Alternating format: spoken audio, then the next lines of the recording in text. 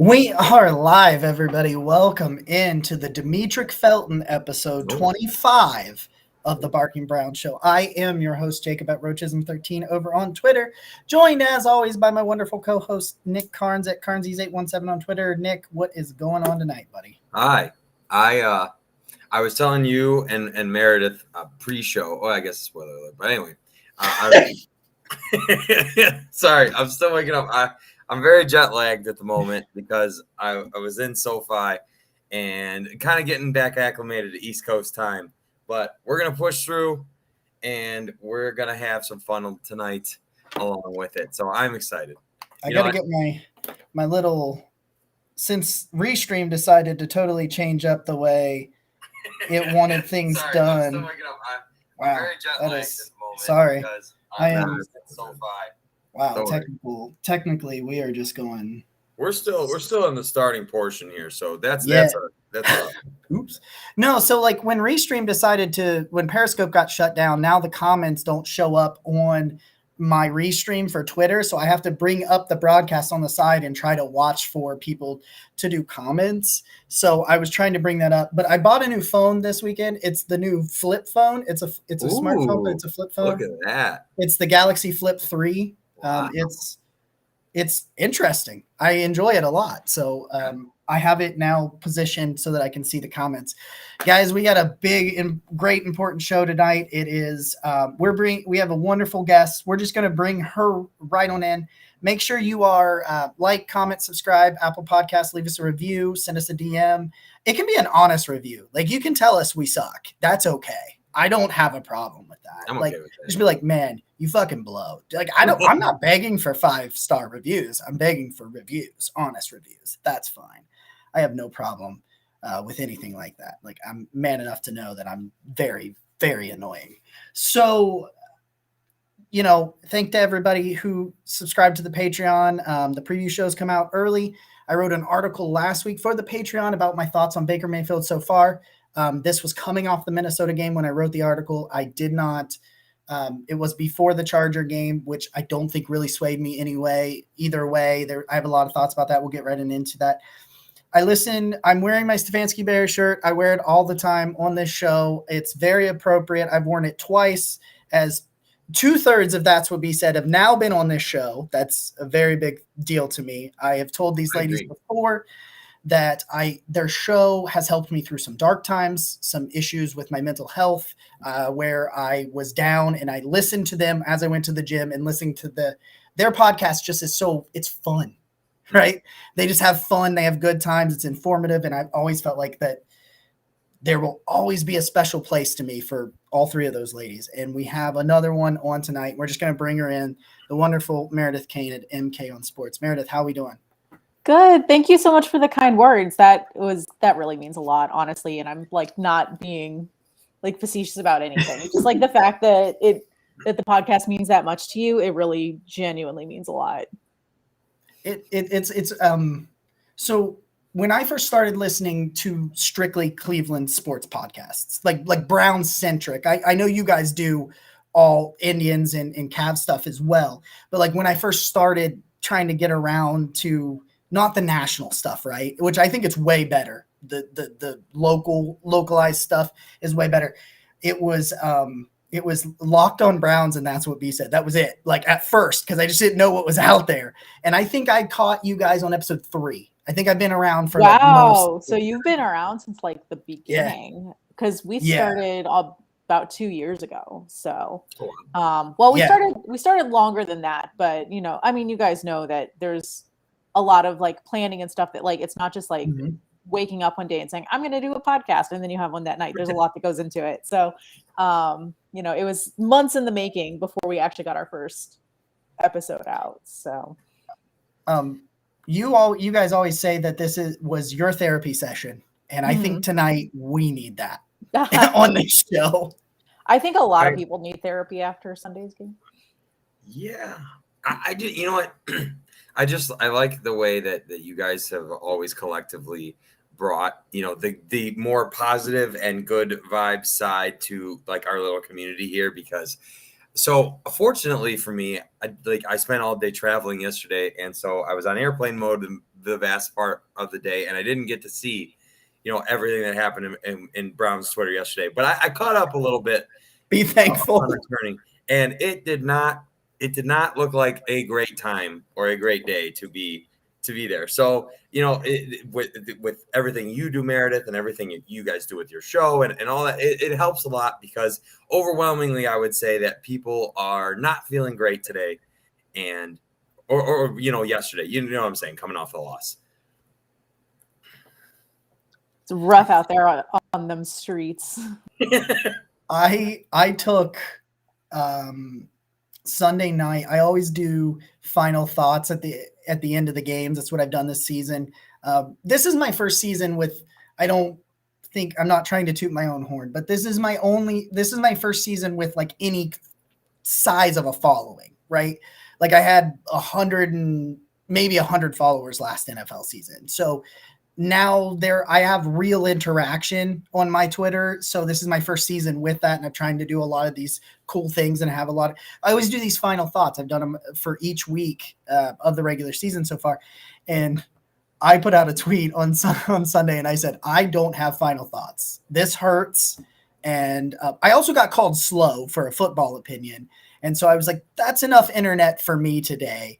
So I was like, I put out a tweet. I said, this one hurts. And there was a lot of ugly people saying a lot of ugly things. And then I decided to stay off Twitter Monday, and it was glorious. And what's so ironic about Sunday's game is that it was the best game of the day. It was so much fun. It was a phenomenal game if you weren't a Browns fan. Yeah. And I've got friends from, all over the place that watch the NFL. And one of my best friends texted me and she was like, oh my God, that game was so much fun. And I was like, yeah, not anymore. Objectively, it was a really fun game, but if you're a Browns fan, it's not the result you want. And that's always really hard to stomach, especially since a lot of people were looking at that game as a winnable. And it was even at the very end, it was still a winnable game. And unfortunately, the defense just couldn't hold up and offense couldn't get it done in the final seconds of the game. And I think people forget that we are still in week 5. It is a long season. We have 17 games this season, and the Super Bowl is not won or lost in week 5. The Super Bowl is 4 months away? Yeah. The Super Bowl is still within reach of the Cleveland Browns. There is still a very high possibility for them to make the postseason, to make it to the Super Bowl. These are all things that are still conceivable for this team. And the reality is that they're not going to go 17-0. They were never going to go 17-0. And most people's predictions were, in the anywhere from 11 to 14 wins, in that range. And it's like, okay, well, if they're only winning that many games, which 3 are they losing? Which 4 are they losing? Mm-hmm. So, I think that's one of the things I think people need to take a step back and kind of see the forest for the trees on this one. Which games did you expect the Browns to lose? Was this one of them? Yes. In a lot of my in the off season, I changed it for our preview show right before the season. I actually had the Vikings as the loss. Oh God, no! The Vikings were never going to be a loss. Have you seen the Vikings in the past 5 years? That was never going to be a loss. I had that as a letdown game because I had them beating the Chiefs. So I had them going into that game 3-0 and that being the first one. But a lot of people, a lot of podcasts that I listened to, the Chargers were the loss. Like they were going to be either the first or the second loss for a lot of people. I got a quick bit of fact trivia for you guys that is really depressing. There has only been 2 NFL games in the history of the NFL to end 47-42. The Cleveland Browns have not only played in both of them, they have lost both of them. That's a rough one. Yikes. The Monday night last year against Baltimore was 47-42 as well. So now you have back-to-back years where 2 of the biggest games of the season when they happened. In the Ravens game ended up probably being one of the biggest games of the season, period, last year.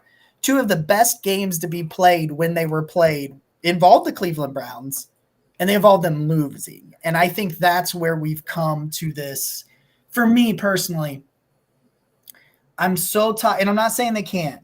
I think they can. But I think the reason I took it so hard and it hurt so much was here we were again in one of these games, one of these amazing, fun, exciting I'm standing up for the entirety of this game other than the commercials because I'm old and I need to sit down. But one of these games and the ending,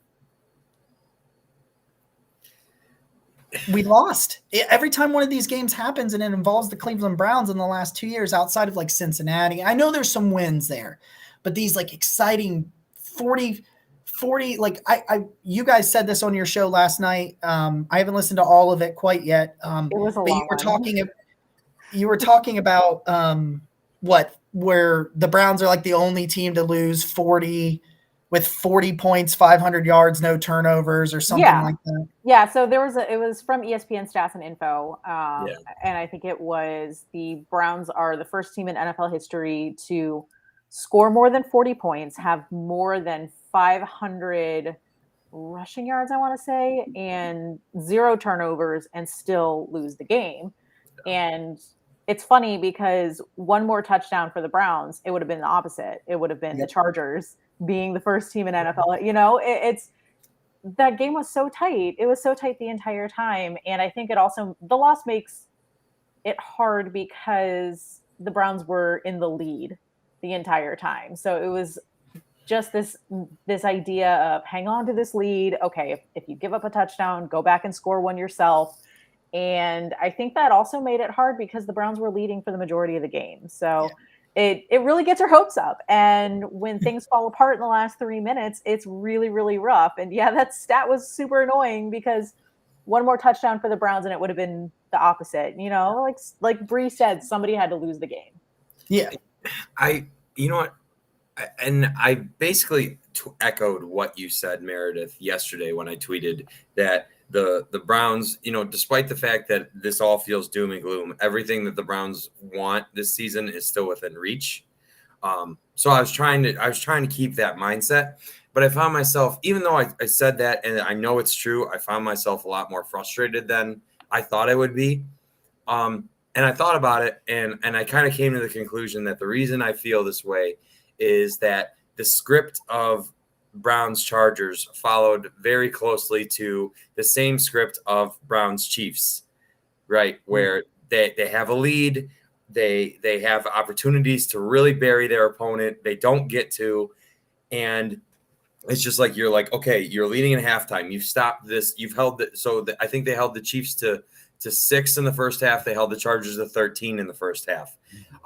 So you're up multiple scores and you're leading on the road in halftime. And so you say you need to win. These are games you need to win, right? And it's like you're being dominant on the ground. Well, Baker threw more. Well, no, I mean, I guess, Baker was good in both games and the run game was working in both games. And so it's just like watching the same thing. And despite all the stupid things that happen that you could go through both games and say, okay, this was a key moment, and maybe Jamie Gillen struggling or whatever, you still are presented with the opportunity to wipe all of that away within the game's final drive, and you just come up short. And so just the way that it's like deja vu is probably why I'm feeling so frustrated today.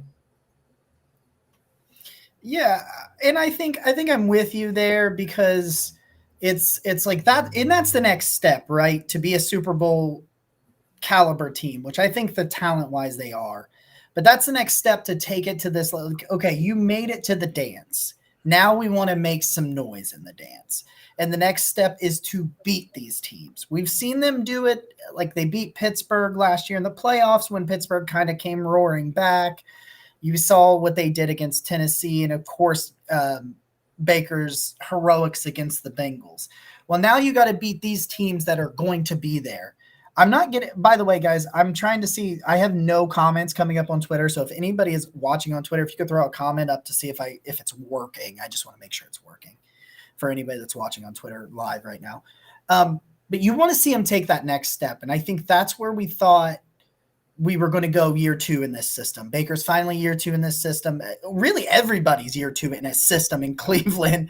Not just, we talk about Baker not having 2 years in the same system. Well, neither did his supporting cast, for that matter, for the last, 4 years or whatever it is. In year 4, it's his first year with back-to-back. And I think we kind of thought that we would see more wrinkles to this offense. I think we thought that we would see, I guess we thought that they would hit the ground running. And I mean, 3-2 is like, might I remind you, as I was reminded, I can't remember who it was that said this on Twitter. I retweeted it. Baltimore was 3-2 2 years ago, had just lost to Freddie Kitchens and never lost again in the regular season. Like those are things that can happen. I'm not sitting here saying Cleveland is going 15-2. That would be phenomenal, but I'm not saying that. Like, here we are in a situation where you're in second place. Baltimore looks beatable. I want to tell you right now, if Lamar throws from the pocket like he did last night, there is a whole. I was about to say, did you watch that Monday Night Football game? Because their defense is beatable. Let me say that. That's true, but they embarrassed the Colts. The Ravens absolutely embarrassed the Colts on Monday night. The Colts, and I thought this before the actual comeback started in that game, that I was like, the Colts are not scoring enough. They had so many opportunities. When it was 22-3, they should have been up 35-3. They just kept missing kicks and not scoring and punting. And I'm like, listen, you keep giving that ball back to number 8. It is not with the way he was. And I'm notoriously, I fight the people that say Lamar is a running back, just because I think the only reason we're mad at him is because he's really good. Yeah, I hate that take too. Lamar Jackson is an excellent quarterback, and it's really bizarre that when you find these running quarterbacks, everyone wants to label them as a running back, and I don't know why. That is such a weird take to me, that someone would see a quarterback with good legs, because Baker runs a lot too. He's a really mobile quarterback. Tyrod Taylor was a really mobile quarterback, and although Baker Mayfield didn't get painted with the, he should be a running back label. So it's a very bizarre take to me. I don't.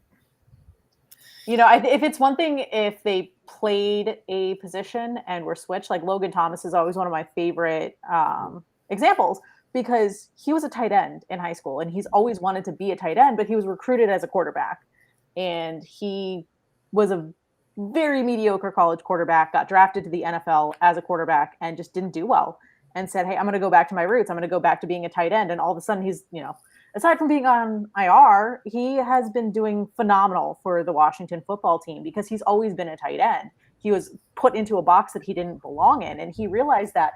But Lamar Jackson has always been a quarterback. So I really don't understand this need or this want to label him something that he's not. And that's our Lamar talk. Yeah. I really should have prefaced that. I didn't mean that their defense is winnable. What I'm saying is the division is in front of you. I'm not saying it's being handed to you, because it is not. Because Lamar, all those, he can't throw from the pocket. Man, was he sharp last night. It's garbage. He is proving those people wrong, and he's doing a great job of it. I'm not going to sit here and bash on Lamar Jackson just because he plays for the Ravens, because I wish I one could. of those. Yeah, he's one of those quarterbacks that if he didn't play for your rival team, you'd be cheering for him. Yeah. That's the fact. And that's why it's so frustrating, because they're from the same draft class, and you just watch Lamar. I know he had the one, I guess it was against the Raiders where, he fumbles and they don't end up winning. But it's you've watched him pull them out of the fire against Kansas City, and now you watch him pull them out of the fire against Indianapolis. And it's I sent out a thing today that there's all these other reasons why the loss isn't on Baker, but everyone's talking about how the loss is on Baker. And I think that's true. But I think I kind of came to a hard conclusion too, that no matter how good your team is, and no matter what goes against you or what happens, even Tom Brady has been in a million situations where you get the ball back. For as good as he is, and for as good as he's been and all of his teams are, you get the ball back with one chance in the fourth quarter. All these things go against you, and it's your quarterback needs sometimes, no matter how good your team is, your quarterback needs to be the reason that you win. Sometimes that just has to be the case. And I think that's why everything is so frustrating, because you watch Lamar do it, you watch Josh Allen do it, and they're obviously from the same class, and it's just like, yes, none of all the factors that went against the Browns are directly on Baker, and Baker played an objectively great game, but it's just like sometimes the great quarterbacks still find a way to take you with and give you that win, and it's just the way Baker has not been able to when presented with both Kansas City and LA is, I think, it's just like, I still believe in Baker. It's just frustrating to watch other quarterbacks be able to do that. And Burrow did it. I know it was against Jacksonville. I get that, but it's like I think you just need to see him have that ability, because ultimately he's your most important player, and things are going to go against you no matter what happens. So it's like the most important player sometimes needs to make up for all the deficiencies or all the things that went against you. And I know this is a little soapboxy, but I've been thinking about this all day. I couldn't figure out why I was so mad. And the reason I'm mad is because I watch all these other quarterbacks make up for this. And Baker just, despite the fact that I don't think it's his fault, and I know it's not popular, I just think he needs to sometimes. That's what you need. I think that's where a lot of the frustration is coming out, because I think when you really dive to most of outside of the people that hate Baker and are always going to hate Baker, like no matter what, like there's people on both sides. There's going to be the Baker, like Ed even talked about it. He said in the comments, I'll pull it up here, Baker haters and Baker apologists have one thing in common: you can't reason with them. And he's not wrong. Right. And that's why it's funny, because he kind of laughed. He put a laughing emoji at it. But what I'm getting to is that he's correct, because you're going to have those guys on both ends that are going to do whatever. But the heart of the real argument is not people blaming Baker for this loss. It's blaming Baker for not getting the win. I think that's where we've kind of come to, at least in my opinion. I could be totally reading this wrong. But I think a lot of this has to do with, we're coming to a situation where it's kind of funny, because you guys talked a little bit about this last night. When they missed that extra point and the Browns were up by 1, I knew that Kevin Stefanski, my dad looked at me and he goes, we're going to go 3 and out. Kevin Stefanski's going to try to bleed clock. He's not going to go for a win, and we're going to lose this football game. And I was like, maybe he does on 1st and 2nd down, but on 3rd down, he'll give Baker an opportunity to win this game, because a couple of first downs, that game was over. We know how we were running football. Yeah. On 3rd and 10, he ran a draw play. And the worst part about that is because there's only one way you do that. And that's because you don't trust your quarterback to win the game right then and there. To me, I thought, and this is the wildest part, he never lost faith in Baker Mayfield last week. Baker Mayfield threw it against Minnesota when he was playing awful, and he got to throw a deep pass at 3rd and 5 to put them away that should have been a touchdown to Odell Beckham. So now all of a sudden he's losing this faith. Well, I haven't seen the all 22. It's not fully out yet. I'm very frustrated. But I've seen a lot of clips. Baker is not seeing the field right now. I don't know why. He's not trusting his eyes. He's staring guys down. I've seen him. Pete Smith pointed this out as well. Like there's a point, or I'm sorry, it was John Costco on Mocked on Browns. He said that there's this point where he's staring down Rashard Higgins on a deep dig, who's wide open.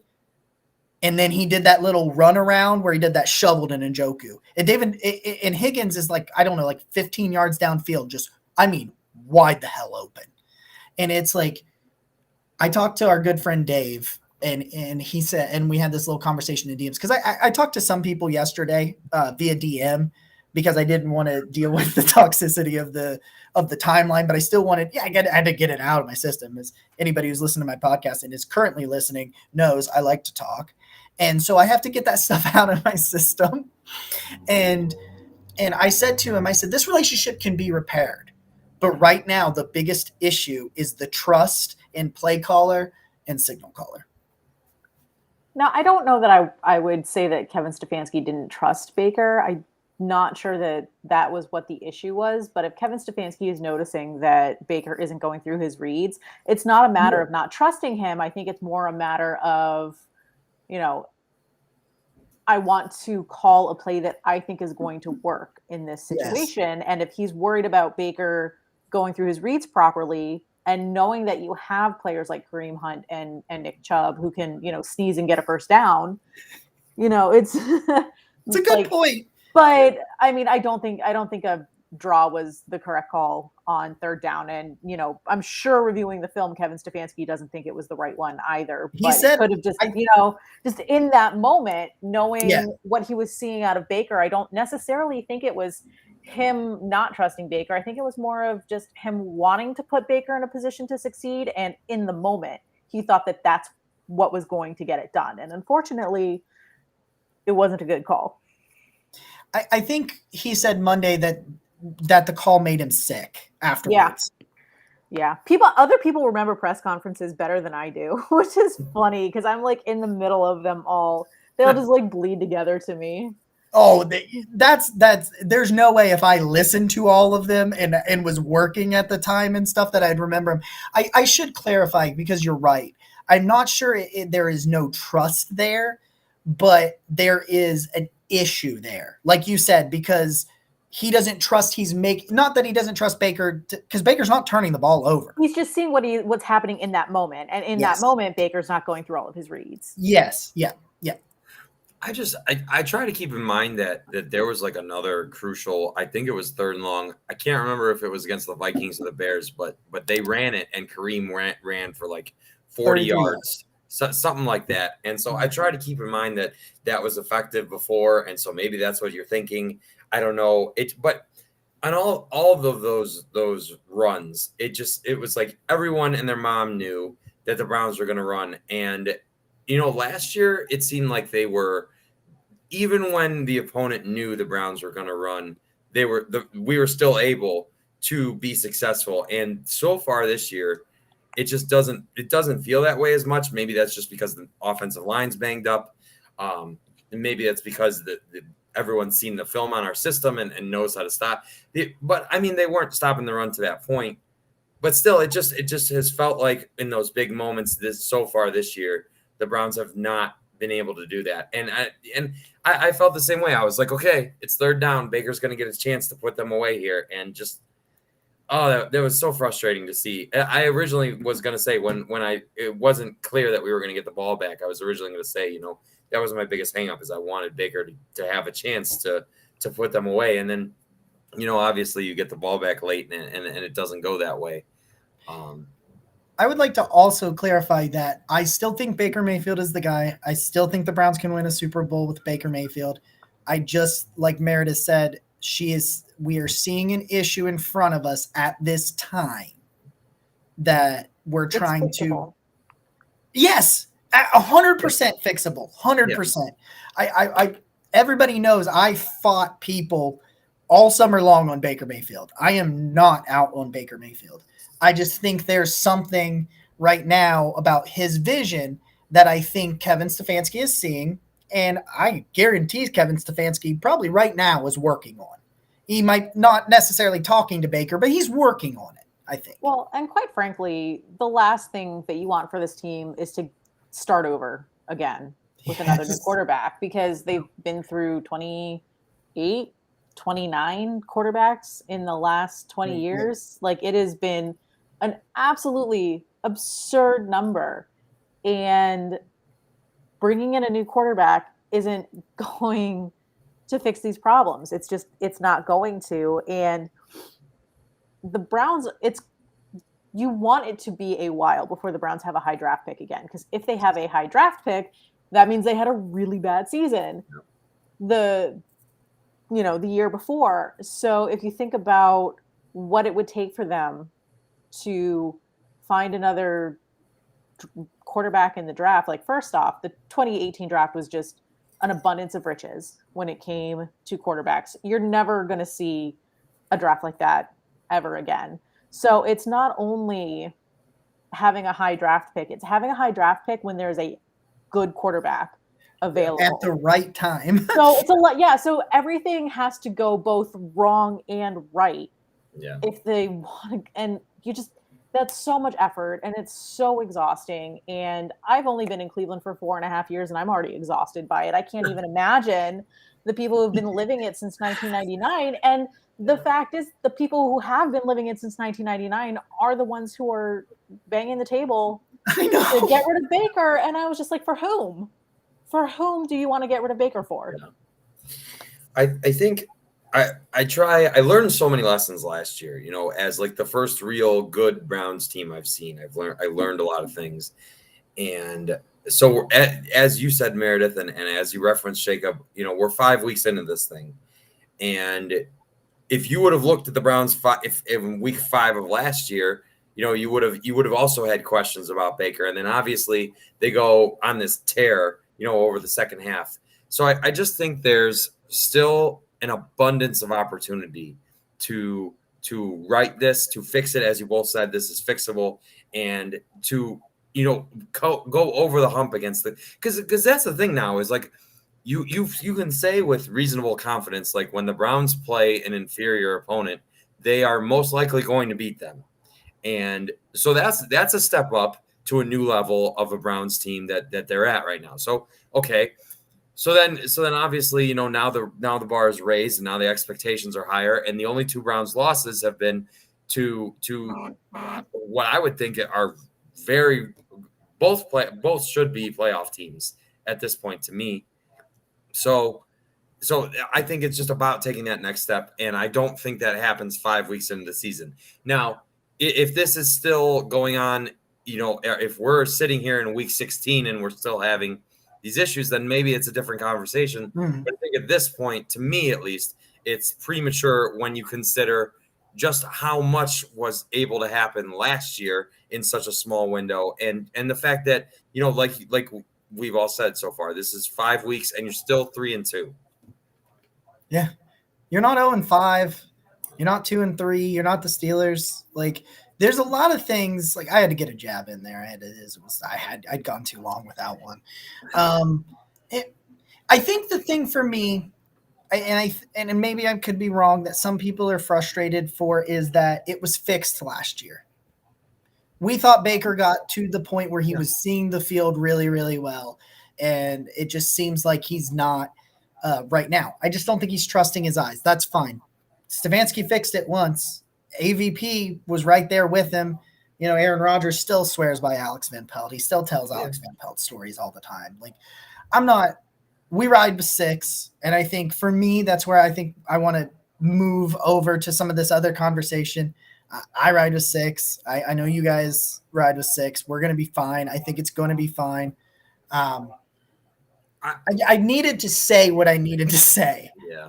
And I needed to say that I think it'll get fixed. I just want to present the question to you both before we move towards the rest. So we can acknowledge that Baker there's been a change in Baker from last year, the second half to now, and now he's not trusting his eyes. And I think I've seen a lot of clips where like he's getting happy feet, that kind of thing. And I just want to ask you both, like, why? I don't know. What's the theory on why he's struggling with this stuff that clearly he did right last year?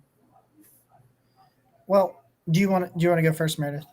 I mean, I'm not a quarterback expert, but that's a really good question, and I'm not entirely sure what the answer would be on that one. I do think that not having Jedrick Wills there is a huge factor.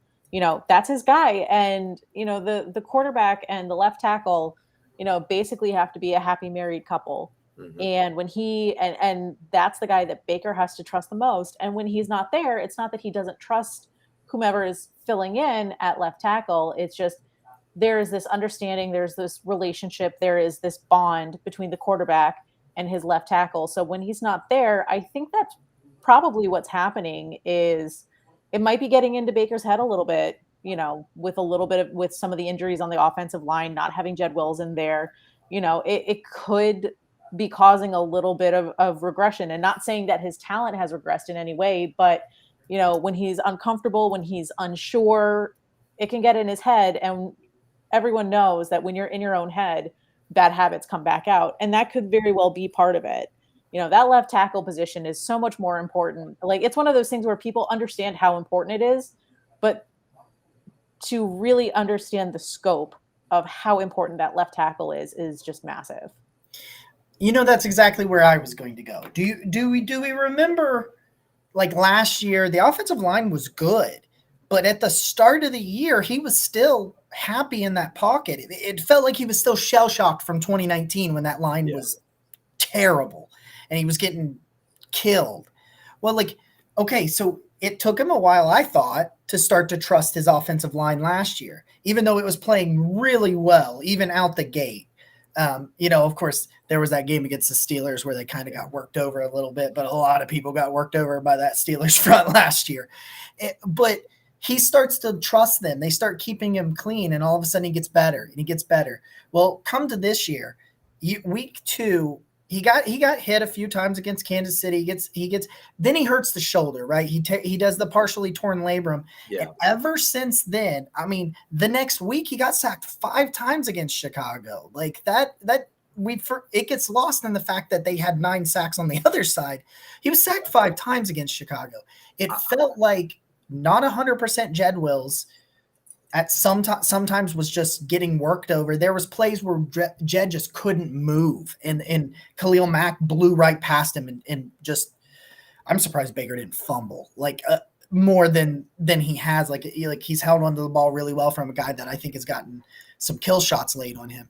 It feels like and even though the line is starting to get better, Conklin, and of course Conklin went down, but Conklin started, I think his knees started getting better. He started playing better.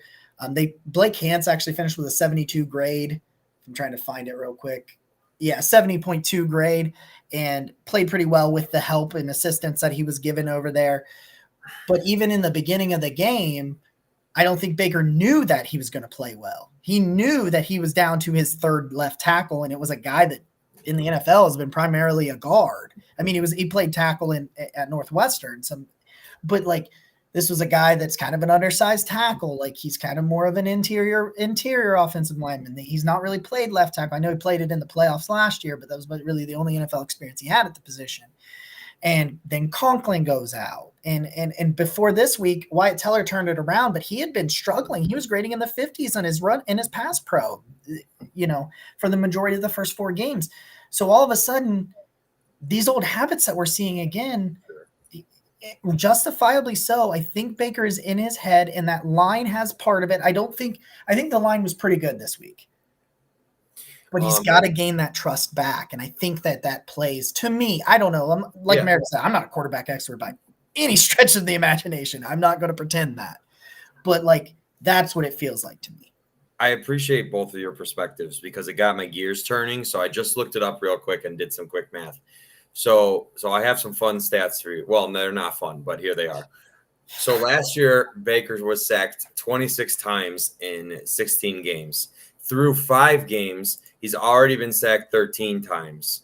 So he's on pace to blow that away. He's actually, and so I was doing some basic math in my head. He is actually currently on pace to be sacked the most times he's ever been sacked in a season. Now, granted, there's an extra 17th game, but through 15 weeks, he's on pace through 15 weeks to be sacked 39 times. And in 2019, he was sacked 40 times. So that 16th game, even if it was still 16 games, he's still on pace to be sacked more than the most he's ever been hit. Right. And so yeah, that's terrifying. Yeah. And he definitely doesn't want to make his shoulder any worse. I think at this point with the torn labrum or the partially torn labrum, it's it's a combination of pain management and just injury management. He wants to make sure that, if he does get hit again, that it's not going to make the tear worse, because if he's able to play through it, which he very clearly was on Sunday, he did a great job playing through it. So if this is something that he can manage and play through, I mean, I say, let him go for it. He knows his body, he can trust his body, but you just don't want anything to happen that would make it worse, because that would just be catastrophic.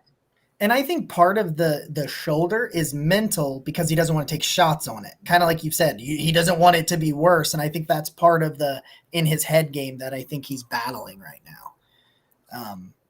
But, we got a couple of questions I wanted to get to over in the comments. Although Twitter is still not giving me any comments. So either people are very quiet this week or I mean, hockey is starting tonight, so clearly back on everyone is watching hockey right now. So I did not know that hockey has been off ESPN for 18 years. Mm-hmm. I'm very happy that it's back on ESPN. I think it is a great thing. I mean, because ESPN is very accessible for people, and I think sometimes with sports like hockey, it's being able to find it. And when it's not like everyone knows where ESPN is. So if you turn on ESPN, there's a hockey game there, it's there for all the world to see. So I'm very excited that it's back on ESPN. My least favorite was when it was on Fox. I hated the NHL when it was on Fox and this is going on a tangent because, if you guys want therapy, I'm going to do therapy. So they used to do this puck tracker on Fox. So like this little like blue line, it kind of looked like a comet going across the ice. And it was so distracting and so frustrating. And any real hockey fan knows that when you're watching a game, you're watching the player, not the puck, because that's how the play is developing and that's how you're not going to miss things. And so for this little like blue line to just be going across the ice like Haley's Comet, I couldn't do it. I hated hockey when it was on Fox. I now have to look that up because that sounds awful, but I have got to see this. Yeah, because like the tracker in like PGA Tour when they have like those drives and they kind of show, I actually really like that, but I think it's just because it's a singular instance, like it's this one hit and you can see where the ball is going, as opposed to hockey where there's 12 guys on the ice. Yeah, and it's going like this. It's not great to have. Couldn't do it. Could not do it. So that's my little rant. Watch hockey on ESPN.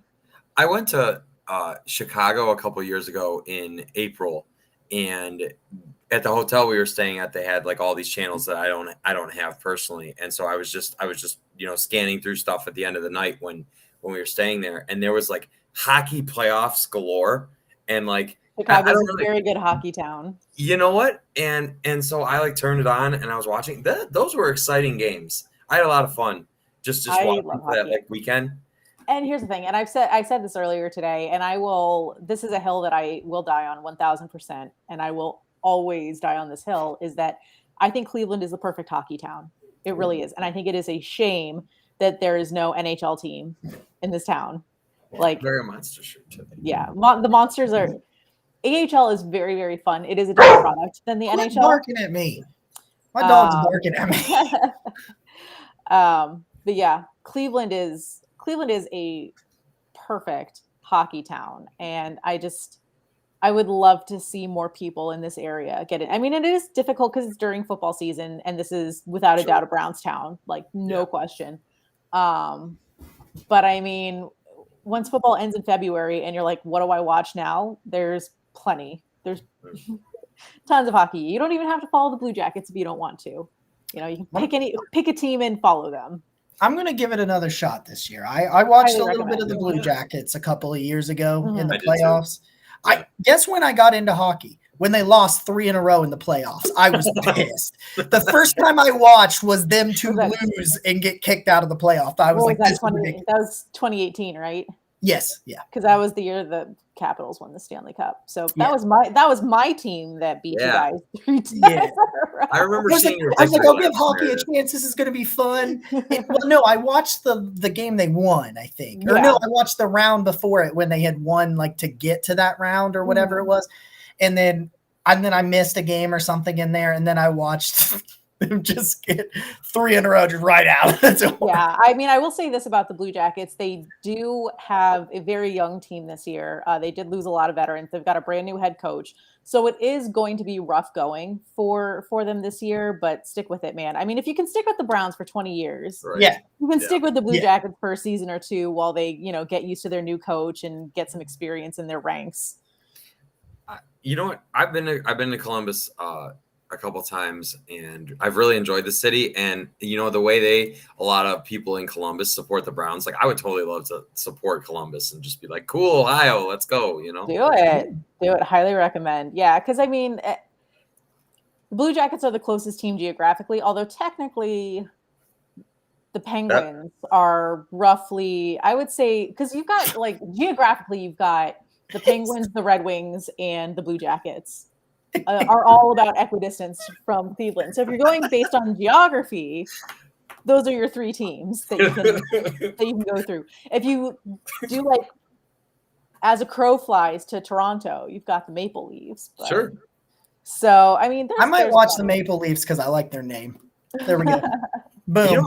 And I know that the Penguins have like a super hardcore following, and like kudos to them. Hats off to Pittsburgh for all their fandom and stuff, but I couldn't do it. Kudos to the Mitch asked a question I'll pose to you guys. Will lack of depth in the O-line be a problem with the injury turnaround times? For me, out the gate, I'm not sure yet. I think we've proven that all this amazing depth that we talked about was true. Yeah. We went to our third and fourth string tackles, and I know Hudson struggled a little bit, but he wasn't like they were able to give them some help, and Hance was able to play in such a way where they could shift some stuff over there. I think they're going to have to add a guy now that Hubbard's officially out. I'm really hoping that they bring back Alex Taylor. But what do you guys think about the O-line depth where it stands right now? I mean, you're going to need an offensive line no matter what. So if you have questions about this depth, then yeah, you've got to build it up, because if they don't have it, they're not winning games. Like that's just plain and simple. So yeah, it's rough with how it's depleted. You really hope that Jed Wills isn't out for very long. You hope that Wyatt Teller comes back 100%, as soon as possible. Although he was looking really good on Sunday against the Chargers. So it's the depth is there, but you also have to realize that some of that depth is young. And that can be a problem, because it's not that they don't have NFL talent. It's just that they don't have NFL experience. Especially in James Hudson's situation. Like Hudson played right tackle this weekend. You realize he only had I think it was 11 collegiate starts at left tackle. So not only did he have a very, very limited experience as a tackle, it was all on the left side. And then he got thrown out there on the right side. And I thought for all things worthy, he was a 51. It could have been worse. It's amazing how we ended the season like raving about the Browns offensive line depth, and here we are, and if in week 5 and we're just like, what are we gonna do? It's just frustrating the way that can change so quickly. It changes quickly when everyone gets injured, because it's one of those things where like, oh yeah, the depth is great if you have one guy who has to sit out 2 games. Yeah. It's like, okay, like maybe this week you lose a guard, next week you lose a tackle. And it's because I think that's really, I mean, Jacob, you hit the nail on the head. It's all the same position that is getting knocked out. So yes, this line does have depth, but you can only go, there's only 53 men on the roster. You can only go so deep. Being at the game, I was super unaware of guys getting injured unless they were literally laying on the field, and I just haven't been able to catch up on all the Browns injuries. So that's something I'm definitely ignoring. I have a list.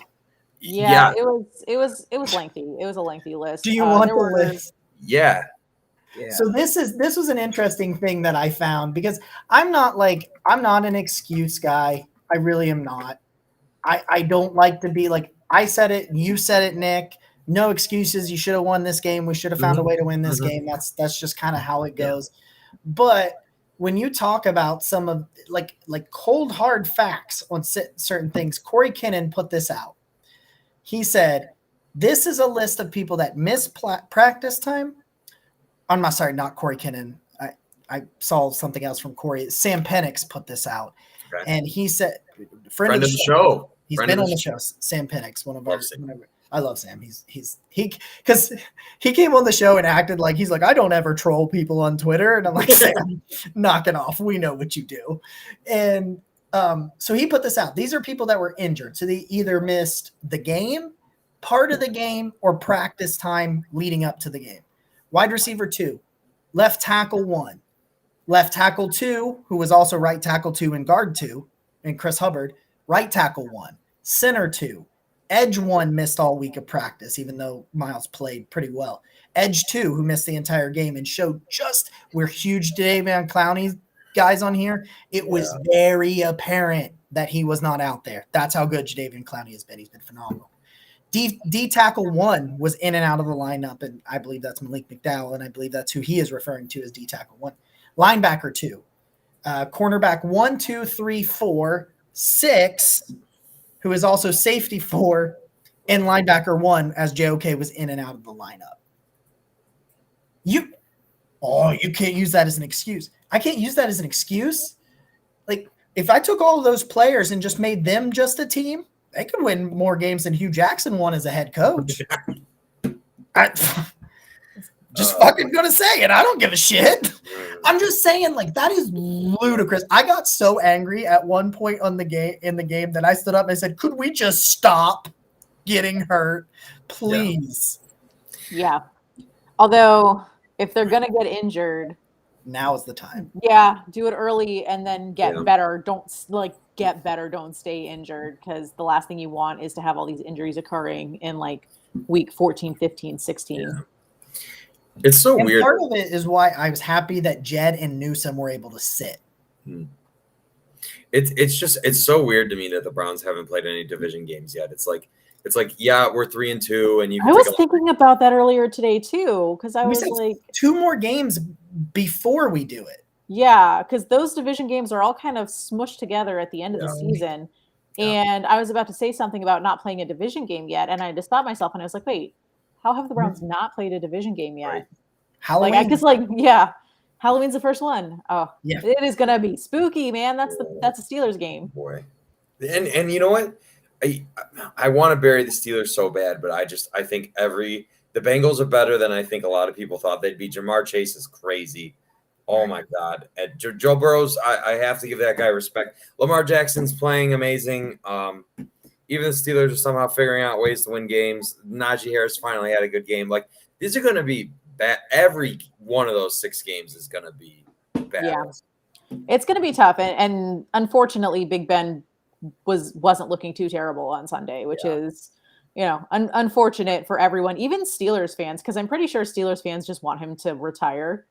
And if he's playing well, like, he's not going to. Yeah. So I think much to everybody's chagrin, including Steelers fans, Big Ben didn't look terrible on Sunday. The wildest part is we totally 180, because all the Browns fans want him to keep playing. And all of the Steelers fans want him the fuck out of town. And it has been... I just want to say, I know we have so much more to talk about, but I just want to say one thing, because you guys both made me dive into the stats real quick. And I'm not going to give you all the stats, but all I want to say is that despite the fact that Baker Mayfield's being beat up on a pace that is going to exceed 2019 when he got beat up the most in his career, he is far and away blowing away the numbers that he put up when he was taking all those hits. So he's turning the ball over less, definitely. And overall, he's been better than when he was getting beat up the most he ever has. So that, to me, is definitely a sign of growth from him, which is encouraging. Yeah, there's definitely still strides, man. Like, I thought that week 1 Baker, outside of the last drive, and I still don't put that interception on him. I think he was trying to throw it away and he fell down. He got clipped by none other than Dirty Dan Sorensen, and who leads the league in missed tackles. I'm just saying, it's great. But I thought that was an extension of last year's Bake. I thought he was elite Baker week 1, and then you kind of had the weird thing with the labrum, and I think he's gotten in his head, and there's some things where him and Stefanski and AVP need to get all back on the same page. I think they will. Apparently, I didn't know this. Meredith didn't stop me, but apparently the Maple Leafs have a long playoff drought, and I'm signing myself up for failure. There was up until there was a good 2 or 3 years consecutively where there were no Canadian teams in the playoffs in the NHL, which is really funny because it's like their national sport, and they're losing to teams like the Tampa Bay Lightning, the Dallas Stars, the San Jose Sharks. Like there's a new team this year. Yeah, the Seattle Kraken. They're actually playing the Knights at 10:00. So. Ooh, Fun. Okay. Yeah. So Tournament. the last expansion team versus the current expansion team. Wow. I still love the Golden Knights expansion year. I know we're back on hockey somehow, but that was so awesome. Listen, I came in with an agenda, and it was to get you guys talking about hockey. I was gonna say, because I talked to Jordan. I don't know how to say her last name sometimes, and she's a Browns fan, but doesn't she follow the Maple Leafs as well? She's from Toronto. She and I talk about hockey a lot in DMs. So yeah. Listen, I am telling you, I am going to single-handedly turn this town into a hockey town if it kills me.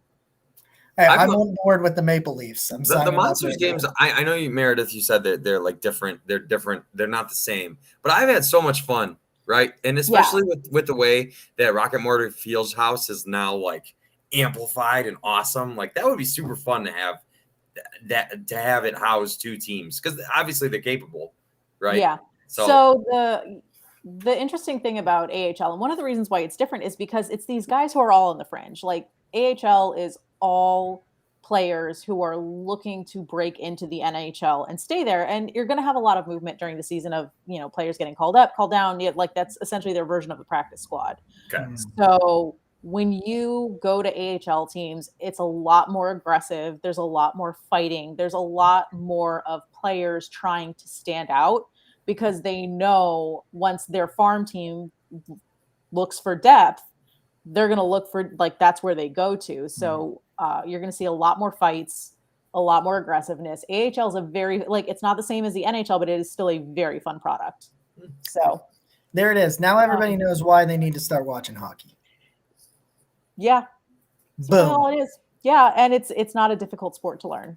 It really isn't. I've learned that. I actually have a harder time learning soccer. I don't understand soccer. I mean, soccer's kind of similar to hockey. It's on the grass. I still don't understand offsides. I maybe one day. Yeah, offsides in soccer, it's weird because it happens a lot of times when, and let me see if I can explain it correctly, because I always get it messed up. Is when you have players, because players in soccer will tend to switch their roles, so they could go from defenders to forwards, as opposed to in hockey where you can still score as a defender, but you're always going to be a defender. So it's different between, crossing the neutral zone before the puck, which is in hockey, versus a similar concept in soccer. But I think it also has to do with a player switching. And I could be wrong. So if I'm wrong, feel free to correct me, because that's why I can't play soccer. I love soccer and I watch soccer pretty regularly. But even then, I still get tripped up by the offsides rule in soccer. I will freely admit that. So if I get it wrong, I apologize. It's why, like, I love Madden. I love MLB The Show. I can't play FIFA because I'm offsides every fucking play. I'm like, I don't know what I did. I have no idea what I did. Just make sure the ball crosses the center before your player does. I think that'll keep you safe. That's definitely what I was not doing. Do we have Mitch? I just kick. I don't know.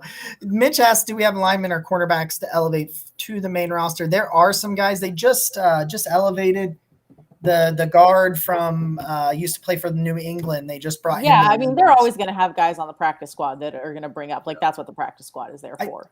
Interesting. Right now, you have a 53-man roster slot that is available. They placed 3 people on IR today with Janovich, MJ Stewart, and Chris Hubbard. They signed Johnny Stanton and Joe Jackson to the 53-man roster. So those guys are really excited for Johnny Stanton. I really like Johnny Stanton. I do too. I'm really excited for him to get some reps on the main roster. So Trey Flowers, I'm like a Trey Flowers guy. I know he's not that great. Some people came at me on Twitter, hey, he's really not that good. I'm like, yeah, but he's also potentially signing as the 6th corner, and we just lost corner 6/safety 4, MJ Stewart, who was actually playing really well as a safety, I might add. Yeah, I mean, and with these guys from the practice squad, you're not expecting them to be here for the rest of the season. They're hopefully just fill-ins until your other guys come off of especially IR. Especially if they're just 3-week IR people. Like if they're those minimum. Mm-hmm. Smacked my mic there real quick. So anybody that got some feedback, I apologize. So moving on to this is the Baker talk and stuff. I think took a little bit longer, but there was one thing I really wanted to address, and then we have to get to listener questions. We're almost to the final segment of the show, where I know there is one, a 3-parter from our good friend Jess for Meredith. So we have to get to it. It is. It's a good one. It's a 3-parter. And it's something that I know I've heard a little bit from you. It's kind of about your background and stuff. So I know you've talked a little bit about it on your show a little bit, but she had some questions. And so we'll get to that in the final segment. But I want to talk about the safeties real quick. They've been awful. Yeah. And I can't, maybe you guys, I don't really know why. And that's what I'm trying to get at. Maybe you guys have some opinions on this, but I went all through the offseason, and I thought that probably in like people like Mina Kimes even said it, that probably one of the biggest acquisitions of free agency of the offseason was John Johnson III in Cleveland. He is like in the 60s or 70s in terms of graded safeties and for PFF right now. Right there is Grant Delpit and Ronnie Harrison with him. And we thought like Sunday was not the corners, it was the safeties. And we were down to, and we're big AJ Green fans on this show. We love AJ Green. I said many great things about him when we were at training camp in July. AJ Green was out there with, it was AJ Green and Greedy Williams, and then Greedy was going down, and you were sitting there, and you were on you were on corners 5 and 7, and it was corner 3, and it was Troy Hill and AJ Green, and these guys. You're looking at your 5th corner, and he played well. I mean, like he was not the reason this thing went up. And I'm going to pull up the defensive grades here real quick because I want to get this correct. AJ Green finished with a 66.9 overall. Like he was not bad. I mean, look at Grant Delpit had a 26. John Johnson had a 60. That was probably his best game. Ronnie Harrison had a 36. Like that's some Mac Wilson territory. Like it's blowing my mind how bad these safeties have been when I thought they were probably the strength of this Browns team. Is it scheme? Is it effort? Is it play? I mean, what do you guys think? What's going on with the safety position? It's just been bad. I mean, inconsistency has been the biggest issue, in my opinion, especially with John Johnson and Troy Hill. Like I'm not happy with how inconsistent, because I was singing his praises. Like I thought he was under the radar a little bit of a bigger signing than John Johnson, not necessarily because he was a bigger name or just a bigger player, but because I think that he was very underrated. But yeah, they've been really inconsistent, and that's been a problem. I've been so disappointed because I was very excited when Barry signed both of those guys, and to see them not living up to their potential is really disappointing. It's super weird because we have undeniable proof. Like the Rams were the best secondary in the NFL last year, and we got 2/5 of that secondary. And so for some magic reason, everything's changed on that front. And someone pointed this out to me. I wish I could credit them, but there's something about like teams have zero fear of going for it on 4th down against the Browns. And someone was talking to me today and saying that there's something going on with the alignment of the safeties, that the way that they play, that is some kind of tell-all to teams that like, hey, go for it on 4th down. And I don't know. I don't want to give too much credence to that or not. But I mean, it sounds like conspiracy theory to me, but sure. I don't know. But all I'm trying to say is football conspiracies. I'm just saying that there's something weird when you're just giving up 3rd and 10, 4th and whatever, like all these long downs that, you should have the advantage on, and you are just consistently to me they were doing pretty well on 1st and 2nd down. And then, everything comes apart on these 3rd and longs and 4th and longs. And what was it? 4th and 10 that they converted, 4th and something. 4th and a lot. 4th and a lot. 4th and too much. Just stuff that they have no business giving up. And it could also be, remember, half of this defense, the majority of this defense are new. They're either rookies or they're new to the Browns. And it's only week 5. And I've heard, from from analysts that I've worked with and analysts that I, pay attention to on the national media, that they say that a lot of times when you have that many new pieces, it can take sometimes 6-7 weeks to really gel and to find that chemistry and to learn to play with each other. And to have those two incredible defensive performances in a row between the Bears and the Vikings, I think everyone's just assuming that the defense is where it should be. And there's a very real possibility that it's not, that they still have some work to do. And that's not an indictment on them. It's just time and getting those game reps and, learning the system, learning the scheme, learning to play with each other, figuring out their chemistry. Like Jadeveon and Miles have already started making an impact together. So there could be a lot of factors in there. And there's a lot of desire for instant gratification. And we have to remember, again, week 5, they may not be there yet. So I'm disappointed, but I'm hopeful because I'm still excited about Troy Hill and John Johnson. So that's a great point. And I've been one of the biggest, I've been one of the more vocal Joe Woods defenders. I said week 6, week 7, and then here I am needing to take my own advice and my own medicine when it comes to the safety position. I think with John Johnson, especially, I think his talent is, I thought he would be better quicker. Like I think what it was for me is I thought he wouldn't be the problem gel wise, so to speak. I think that's and I think that's probably unfair because he deserves, I think everybody deserves, like you said, the time that they need. I think that is, I said the offense was week 7 last year. So my thing was give the defense the same amount of time. You've got 9-10 new starters, depending on how you look at things. The only people that you really wanted to bring back were Ronnie, Miles, and Denzel from last year's defense. Because outside of that, there really wasn't much that we cared to continue. Oh, Malcolm Smith. I really like Malcolm Smith. I'm very, very curious why he only got 3 snaps, even though he's been playing phenomenal this year. That was really weird why he got JJ3. I saw an image Jake Burns shared. JJ3 has the green dot on his helmet now. So that's it looks like we thought maybe that's who was going to get it. So now it seems like maybe they're shifting that way a little bit. Maybe they're finally going to be coming out with that sort of thing. But that's I'm with you. I think maybe a little bit more time, but that has definitely been the disappointment for me. Mitch says he believes there's only been 2 interceptions, Greedy and Malcolm Smith. That is correct. I just received a message that 100% people are talking in the Twitter chat, and 100% I can't see it. So I am very, very sorry. Well, there has been a question, and it now has been added. So we're going to go to our final segment here. We have been going at it. It's so awesome. I always tell Nick that we always tell everybody that this show is conversation.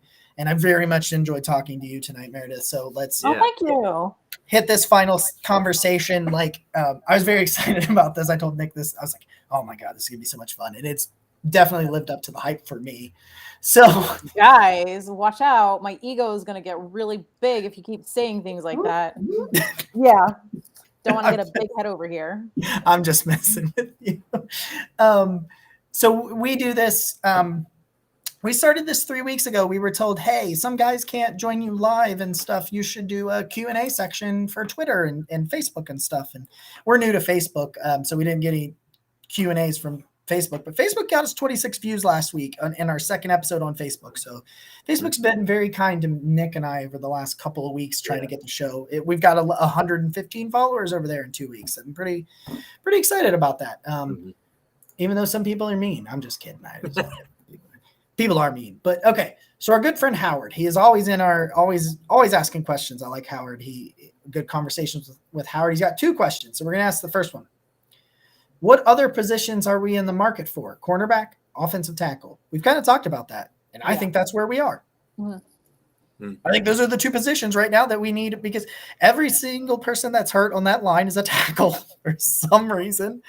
And except for Nick Harris, obviously he's a center, but everybody that is a starter or would be a starter right now, i.e. Chris Hubbard, because of injury, is a tackle. So I think tackle, corner. Outside of that, I think I'm good. I think I'm good. Fullback, because you lost Janovich, but you have a fullback. You brought Johnny Stanton up, and I think you're fine. So, is there any other position? No, I mean, I don't think so, just because there's still a lot of depth. I think really when it comes down to it, it's just you want the guys that you have to start playing a little bit better. And we mentioned the safeties already. Like that's one of those positions where, we don't need new safeties. We just need the current safeties to play better. Yeah, I don't get the impression that Andrew Berry's going to make some big move or anything. I think I agree with you both. I think you're more just on the path. You need to get healthy. And so hoping they do that. I still don't know that you fully know what you have on this roster for that reason. Like I just the second question is a two-parter. What do we do about Jamie Gillen? In the words of the great Nicole Chatham, we punt him to the moon. Yeah. Yeah. I think the hard part is that punter position is not really one that you can just pull a guy off the street. No. So that's a really tough one, because if there isn't a punter available on the free agency market, and I highly doubt there's one just chilling on the practice squad, like where do you go? And I think the punter is going to be the most difficult position to address for that reason. And there's a very real possibility that this team they might just have to stick it out for the rest of the season, which is a very scary thought. But I really, that's a very, very tricky position to talk about. And Nicole kind of got on me last night because I was like, punters don't matter. And she's like, no, you're wrong. They do. She was right. She's right. Never argue with a lawyer because you won't win. Yeah. But it's just, you know what? It's so weird to me how, like, say Chase McLaughlin wasn't getting the job done, right? They would cut him and have a new kicker in here like immediately, right? And so obviously I know kicker and punter are different positions, but it's so interesting, Meredith, that you say like it's really hard to get a different punter, because there was the tweet that came out today that like Gillen is like by far the least. Is it efficient? Is that how that stat went? I don't know. He's 30th in like grade. Yeah, his kicks are really short, and that's been the issue. And I think one of the reasons why he was so popular in his first year is there were a few times where he did go out there and make a few tackles, or at least attempt to, and because he's not afraid to make those tackles because of his rugby background. And I think that excited a lot of people, because it was like, oh man, like if there was some situation, although you never want your punter to be in a position where he has to make a tackle, but it's like, hey, like here's this weapon that we have where if they get into trouble downfield, it's a guy who's not going to be afraid to put his body on the line. But that's not really a situation that happens that often. And I'd much rather have a consistent kicker than a short kicker who is maybe willing to tackle. Yeah. When the last time he punted a 32-yard punt, it was like, yeah, I'm done. Like I was like, there's a 32-yard punt. I'm like, I'm done with that. Okay. Yeah, I think the fans at the NFL draft who were doing those kicking challenges were getting 32 yards. So I think I could maybe if I used both of my legs, I could get 32 yards if I just tried hard enough. Okay, let's move on here. I feel bad that the Twitter chat is not working. So because I apologize, guys. We will try to figure something out next time, because that's a very big part of what we like to do on this show. Okay, our next question. What was the most heartbreaking regular season loss you've ever experienced? From our friend Cleveland Sports Blog. Comes in here with a question for us every week, and every week tells me that they have another question for us next week, and they're excited. So they come in there. The most heartbreaking regular season loss, and I don't know if I thought this one over a little bit because they sent it to me like a few hours ago. It was on there, so I was able to cheat and see it much earlier, I think, than everybody else did. And I thought about it, and I think for me, when they cemented history against the backups in Pittsburgh and Corey Coleman, because of the way it happened, when Corey Coleman dropped the ceiling of 0-16, it was the new year for me, so I know it wasn't, everybody's like, no, it wasn't. It was a 1 o'clock game. I was in Afghanistan, which was at the time, they don't observe daylight savings time. So when everybody fell back an hour, I was actually 9.5. Yeah, 9.5. It's a really weird time zone. 9.5 hours ahead. So we had, at halftime, it was the new year. It was 2018 2018. And we're going to put this losing behind us, and they're going to beat the backups in Pittsburgh, and we're not going to be 0-16. And we're all like, a lot of us, we're all from Ohio, and a lot of us were Browns fans, and we were cheering. And we had, the sparkling cider, and he dropped that pass. And I just don't think I've ever been more heartbroken in my entire life. For a football game. I block a lot of the bad ones out of my memory. I definitely do. But Jacob knows where I'm going to go. I'm still mad. I hate the Raiders. They ruined my Baker Mayfield debut with all their stupid, dumb, fake first down and ruining Myles Garrett of his strip sack of stupid Derek Carr. I hate the Raiders. I hate them. And he said fuck the Raiders on this show a couple I did. And I don't curse on the show very often, despite the fact that real life is a different story. But anyway, you know what? We were all so excited about Baker and just the Browns, and like it's this new era and everything is great. And then we go to stupid Oakland and lose that game that we shouldn't have. And so I'm still mad about it. And that's my answer. I hate the Raiders.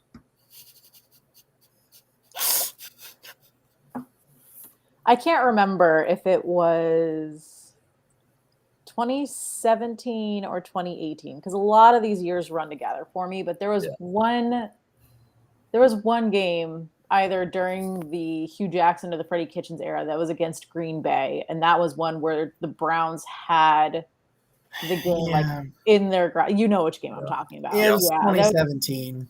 That Green Bay game that they should have won but didn't. I mean, it's hard because I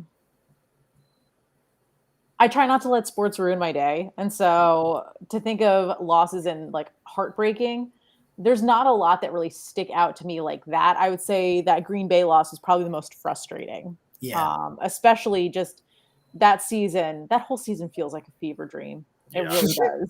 Yeah. So yeah, that Green Bay game I would say that was the most frustrating regular season loss. Episode 7 of this podcast was I dub every episode a Browns player, past or present.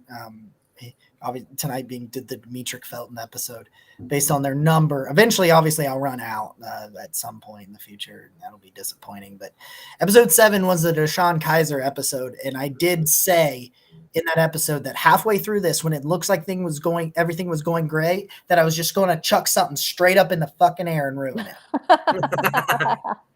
And that's I will never forget Deshaun Kaiser's and I get it. The dude was over his head. I put Kaiser's failure on Hugh more than I put it on Kaiser. Agreed. But I put a little bit on Brian Kelly too, because I don't think that he should have gone into the draft when he did. Yeah. I think he should have stayed another year at Notre Dame.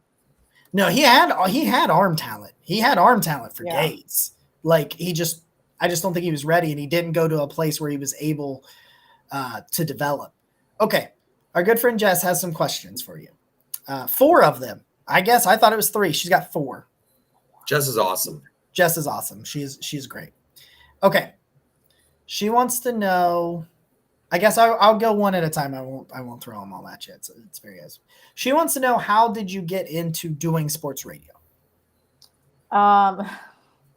That's kind of a funny story, because I didn't really start my career in sports radio. I started my career in music radio, and that's where I thought I was going to, that was the direction that I thought I was going to go into. And I was doing an internship in Roanoke, Virginia. It was like my first job in commercial radio. And there was a talk station. It wasn't a sports station. It was just, news talk, that ilk, and they did a sports show in the evening from 5 to 7. I think they still do. And I was a bold-faced little 20-year-old who just had no fear and no shame. And I overheard someone talking about baseball, and I just remember thinking, that's not correct. And so I busted into the studio and I was like, listen, let me tell you about baseball. Like, let me tell you about like, and I struck up this conversation about baseball with the host of the show. Very next day I get called in the program director's office and he's like, Meredith, I need to talk to you. And I was like, oh crap, I'm going to lose my internship here.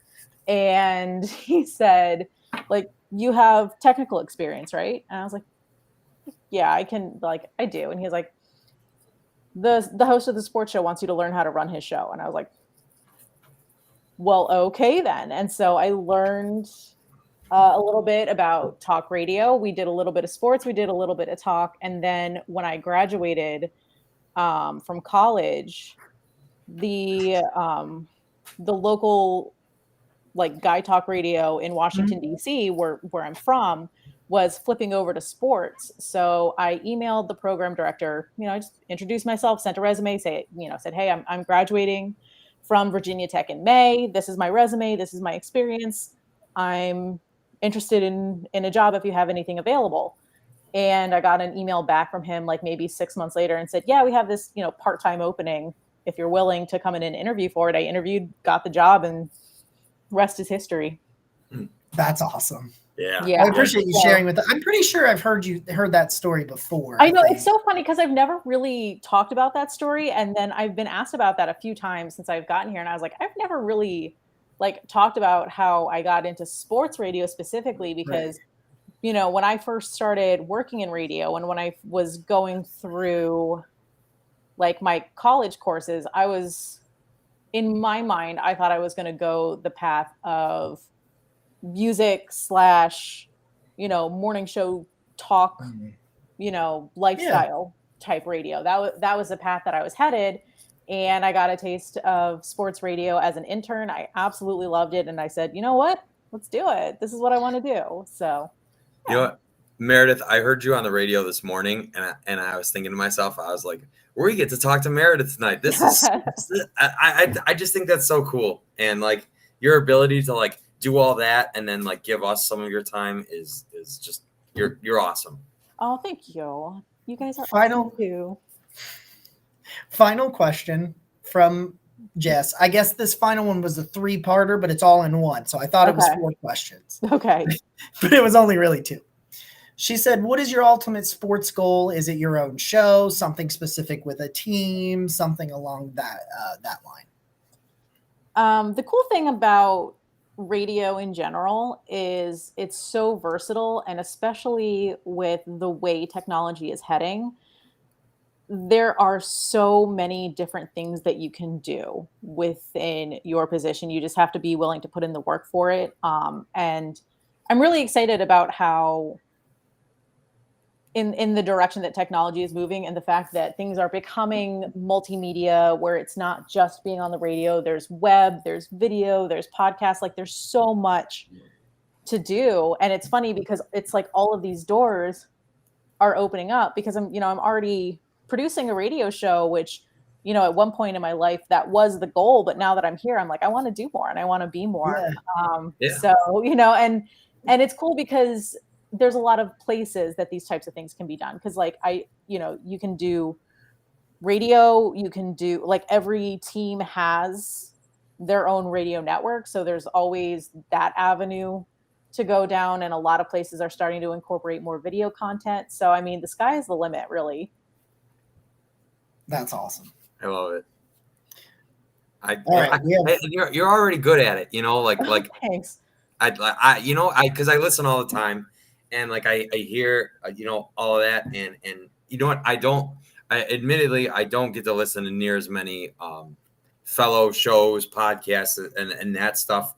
It's a lot of content, and it is a lot of time. I do occasionally will listen to podcasts on like 1.5 speed.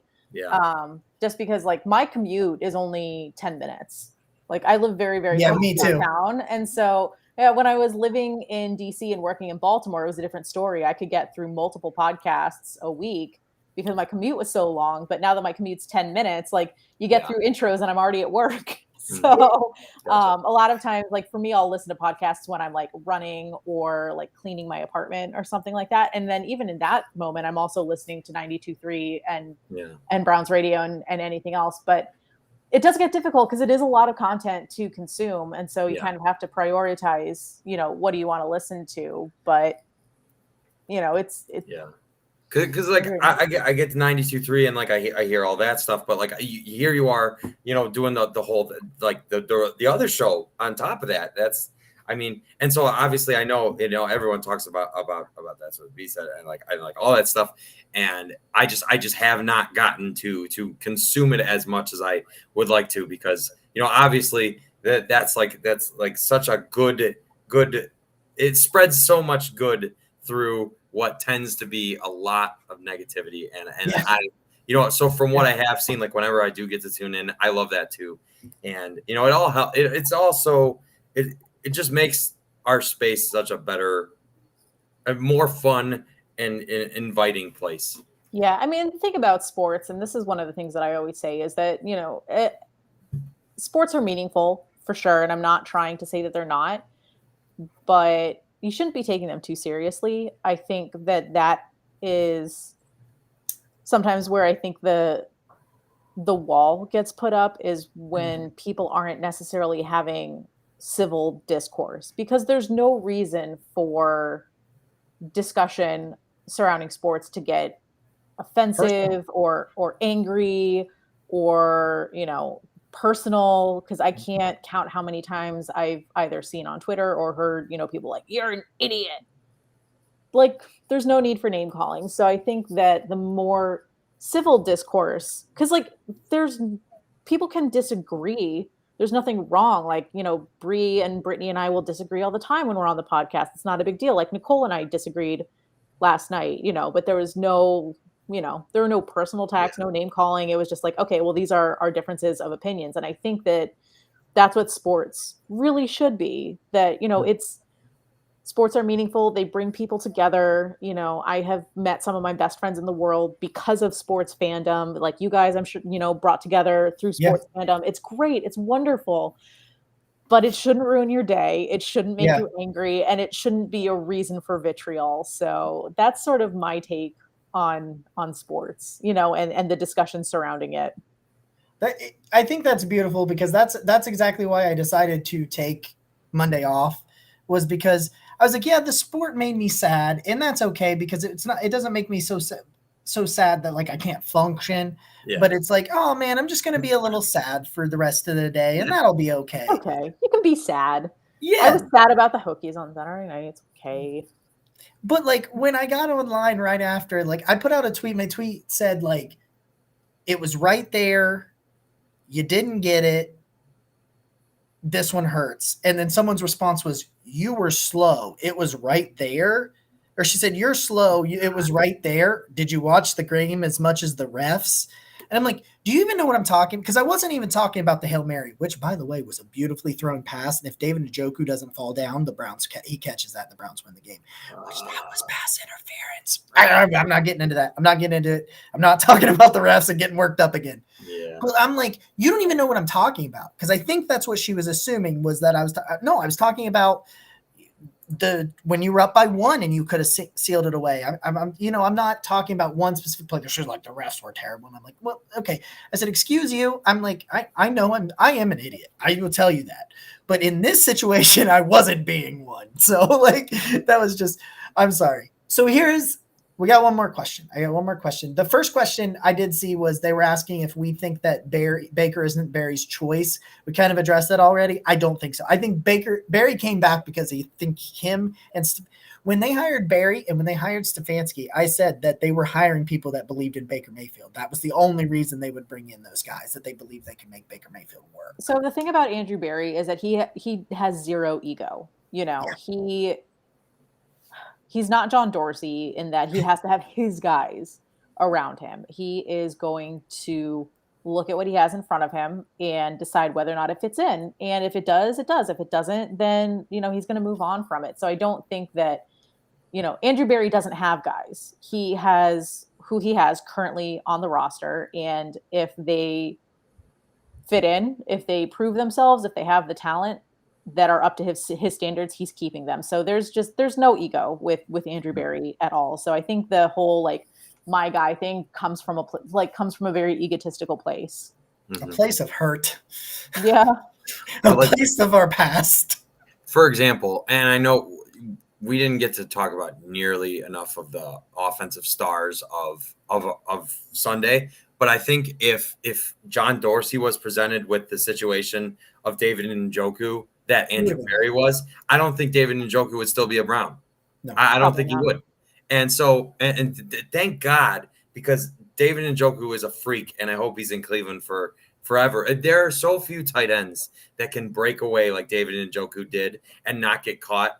And just the way he handled that situation and like calmed that down. And now it like, I mean, I love Hooper, and I think I really like Bryant. But I think it's, to me, and I think Njoku is clear and far away the Browns' best tight end. And just, having that asset and the ability to hopefully retain him, because he said himself, is such a massive thing. And so, like you said, Meredith, just not having guys like that is such an advantage. It seems like such a simple thing, but for so long, and John Dorsey's a shining example of it. I miss you, Emmanuel Ogbah.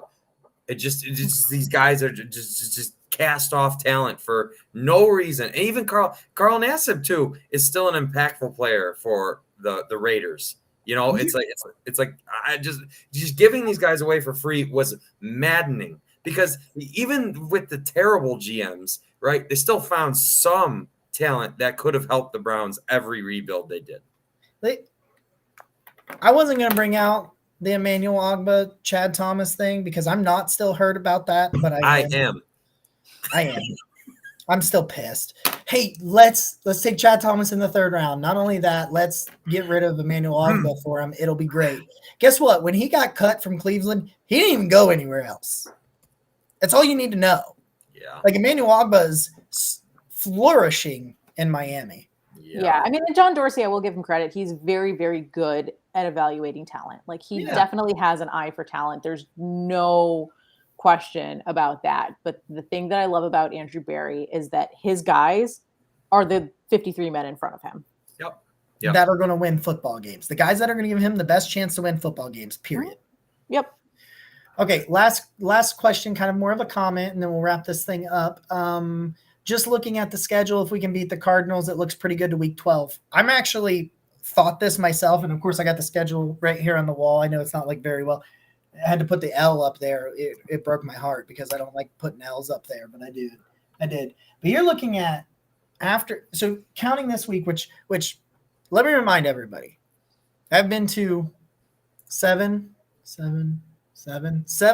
Browns games in my life, including a game quarterbacked by one Johnny Manziel.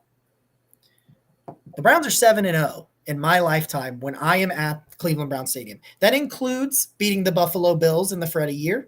That includes beating Phil Dawson in his return to First Energy as a member of the 49ers with Johnny Manziel. I even got my dad to do the Johnny chant while we were there. If you know my dad, that is a really big get for me.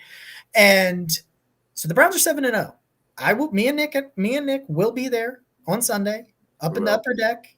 We will be there again. We were at the Bears game, and we saw how good a luck we were against the Bears. Yeah. Also, I don't believe Kevin Stefanski has lost consecutive games since taking over head coach of the Cleveland Browns. Hot stats. So, I mean, some smart ass said, well, he lost to the Chiefs twice in a row. Whatever. Playoffs, the regulars. You're missing the point.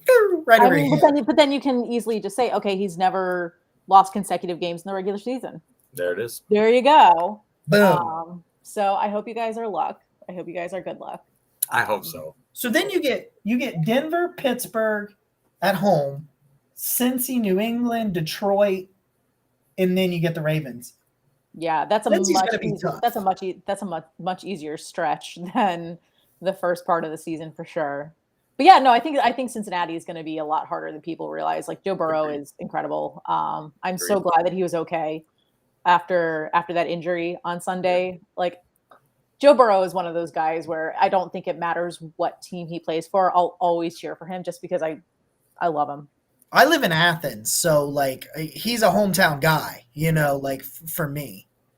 Where's Athens? Ohio University. Oh, okay. So Joe Burrow.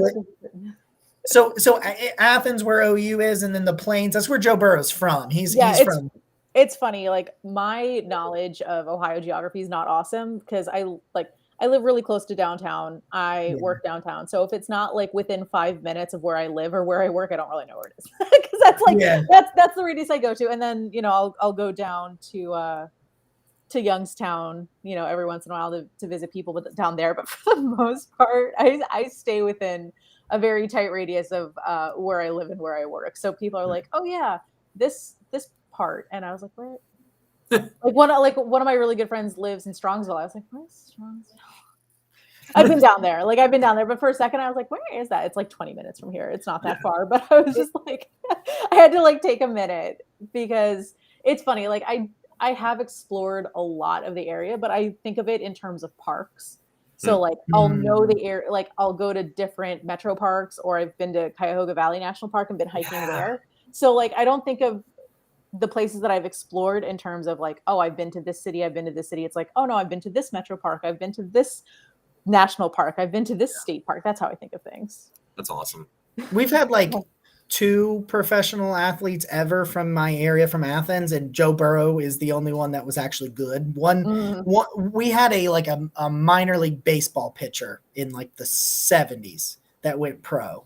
And so Joe Burrow, when he got up and made his Heisman speech, talked about the poverty that we face here in Athens, Ohio. I was never I was in a family that there was, I was never, it never affected me quite as much. I mean, I always had enough to eat. I mean, we were not wealthy by anything, but I have had friends where I've watched them go to school with nothing to eat and no money to do anything with.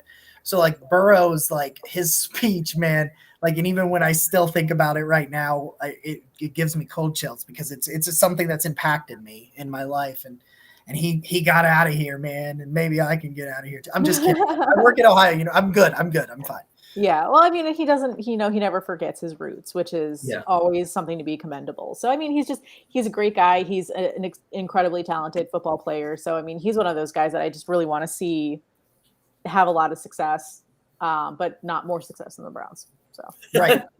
unless at any point he leaves Cincinnati and goes to a different division, then, all bets are off. Yes, exactly. Quick we can meet him in the Super Bowl. Cuyahoga Valley National Park is awesome. It is gorgeous. There are a few other parks that are very high up on my list that I haven't been to. I really want to go to Hocking Hills. Oh yeah.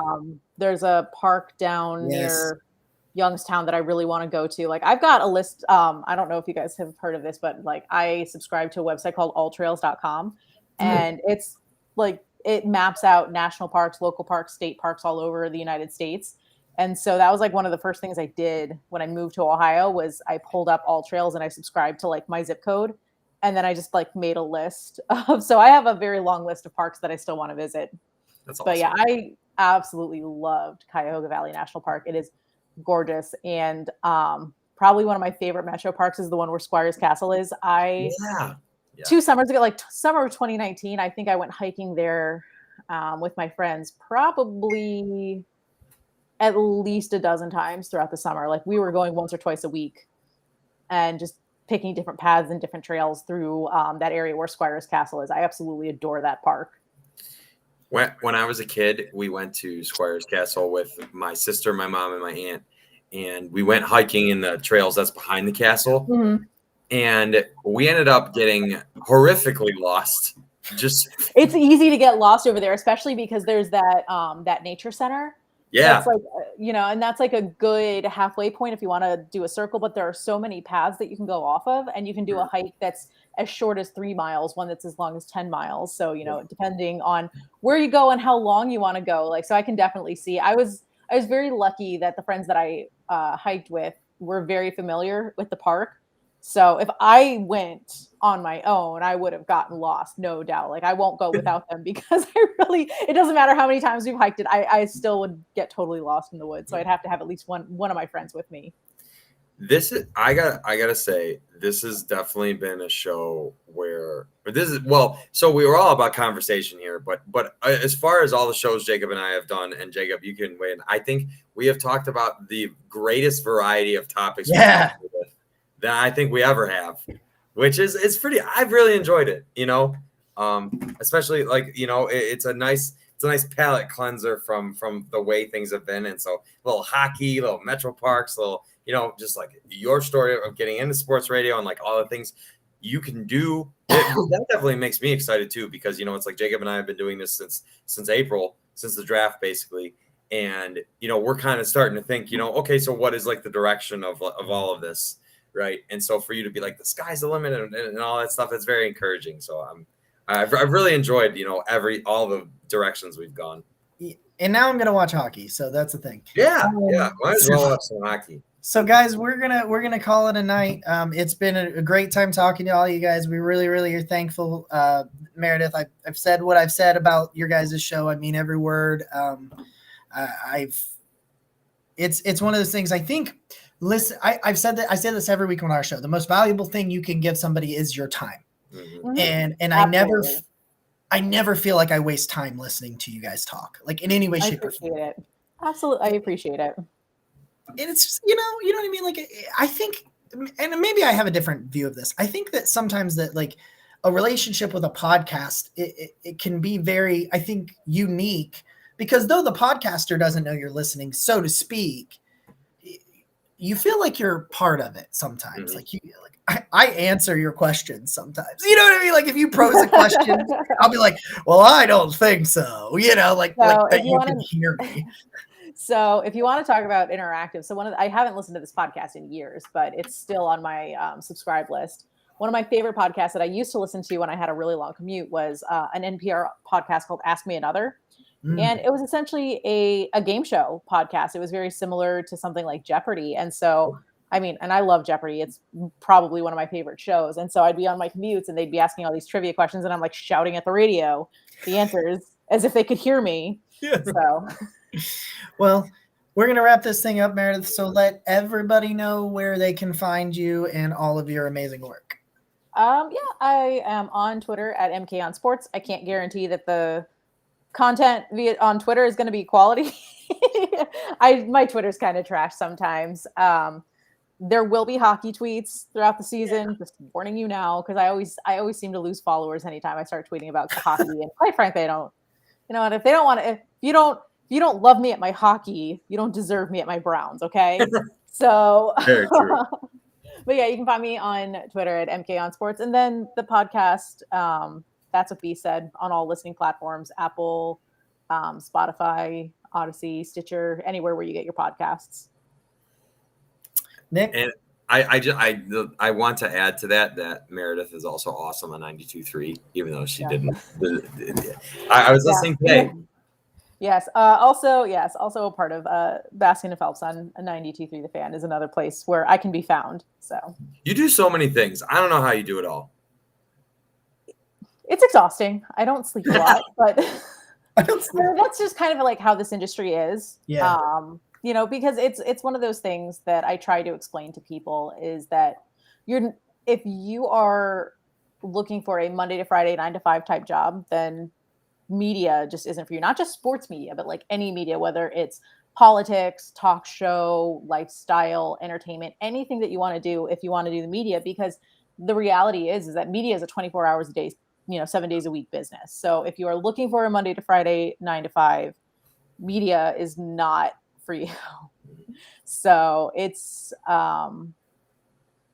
this is just the life that I've been living my entire career. And I know, other people in this business do the same, where they have, multiple projects, multiple jobs, multiple freelance opportunities. It's just all over the place. It's pretty indicative of how the state of the business currently. And honestly, I kind of like it, because I did have 1 year, I refer to it as my gap year, because it's like the 1 year I haven't been working in radio, where it was a Monday to Friday 9 to 5 job. And I was so bored. I wasn't challenged. Like I wasn't like it was nice that like once I left the office, like I stopped thinking about work, but like I didn't get to be creative. I didn't get to live up to any kind of potential. I wasn't challenged. It wasn't the right environment for me. And I'm never happier than I am when I'm doing something in radio or something related to it. I woke up this morning and I was like feeling terrible, and I was like, Jacob, I'm not tweeting today. I'm not going on Twitter. He proceeded to tweet right after he told me. I'm not doing any of this stuff. And then the coffee kicks in, and I'm like, here Right. I'm telling you, minutes. He put out a Baker Mayfield. You know what? When you love that stuff, it's like I can't help, And I'm sure we all feel that way. Right. Yeah. It's like, it's work, but like if you love it, you never work a day in your life. If you're thinking about it anyway, you might as well put it out there. Right. So for sure. But so this has definitely been the longest show we've ever done. I'm sorry. I didn't no, man. We just roll with it. Yeah. No, Meredith, it's such easy to talk about all these things. So I had a great time. I did too. Thank you guys so much for having me. This was really nice. Okay. Okay. Well, this is wow. Okay. Sorry. This has been episode 25, the Dimitri Felton episode. All right. Working our way quarter way to 100. So thank you, Meredith, for joining us. As always, I'm Nick. He's Jacob over there, and awesome. And go Browns. Go Browns.